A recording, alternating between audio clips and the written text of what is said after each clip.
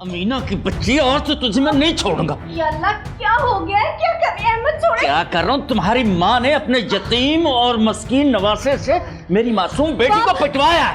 बाबा छोड़े, बाबा मामा को छोड़े। ये सब कुछ इसी की वजह से हुआ बेटा, और इसी की भड़काई हुई आग है ये।